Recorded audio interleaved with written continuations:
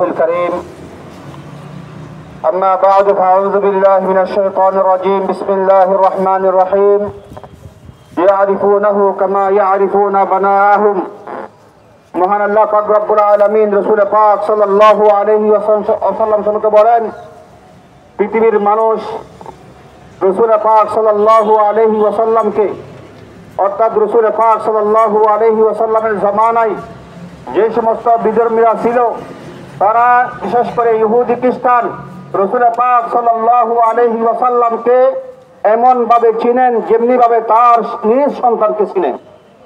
অর্থাৎ রাসূল পাক সাল্লাল্লাহু আলাইহি ওয়াসাল্লামের নবুয়ত আখির জামানার পয়গম্বর খাতামুন নবিয়্যিন হিসাবে রাসূল পাক সাল্লাল্লাহু আলাইহি ওয়াসাল্লামকে চিনার মধ্যে তাদের ভুল ছিল না। তাদের ভুল ছিল তারা ইসলাম ধর্ম গ্রহণ না করে পেট পূজারি করার জন্য, তাদের নেতৃত্ব দুনিয়ার মধ্যে বাকি রাখার জন্য তারা মুহাম্মদুর রাসূলুল্লাহ সাল্লাল্লাহু আলাইহি ওয়াসাল্লামের দ্বীন ইসলাম কবুল করেন নাই।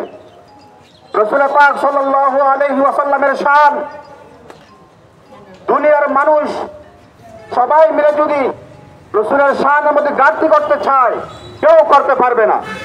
কারণ রাসূল পাক সাল্লাল্লাহু আলাইহি ওয়াসাল্লামকে আল্লাহ তাআলা আল্লাহর মখলুকাতের মধ্যে সর্বশ্রেষ্ঠ মখলুকাত বানালেন।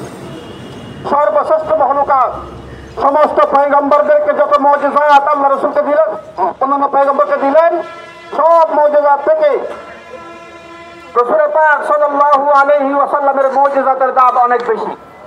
আল্লাহ তাআলা হযরত মূসা আলাইহিস সালামকে মুজিজা দিলেন যে লাঠি দিয়ে নদীতে পানি মারলো আর নদী দ্বিখণ্ডিত হয়ে গেল, রাস্তা হয়ে গেল। আল্লাহ রাসূল সাল্লাল্লাহু আলাইহি ওয়াসাল্লামকে আল্লাহ তাআলা মেরাজে নিলেন।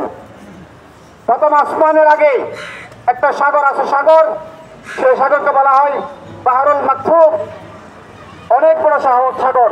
আল্লাহ পাক রব্বুল আলামিন মুহাম্মদুর রাসূলুল্লাহ সাল্লাল্লাহু আলাইহি ওয়াসাল্লামকে সেই নদীপথ পার দিয়ে আল্লাহ তাআলার দরবারে নিয়ে গেলেন, মেরাজে নিয়ে গেলেন। আমার রাসূলুল্লাহ সাল্লাল্লাহু আলাইহি ওয়াসাল্লামের শান এত বেশি, আল্লাহ আমার নাম উচ্চারণ করা হয় সেখানে তোমার নাম উচ্চারণ করা হবে।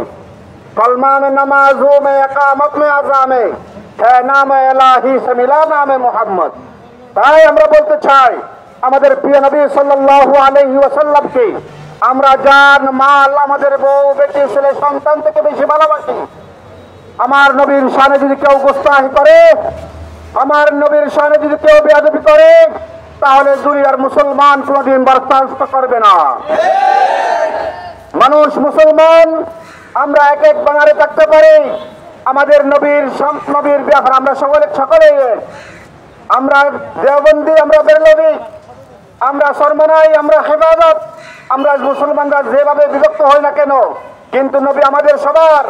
তাই নবীর ব্যাপারে যদি সুরক্ষা করা হয় তার প্রতিবাদ করার জন্য, যদি জিহাদের ডাক আসে জিহাদে প্রস্তুত নেওয়ার জন্য, জিহাদে ঝাঁপিয়ে পড়ার জন্য আমরা সকলেই সর্বাবস্থায় প্রস্তুত থাকবো ইনশাআল্লাহ।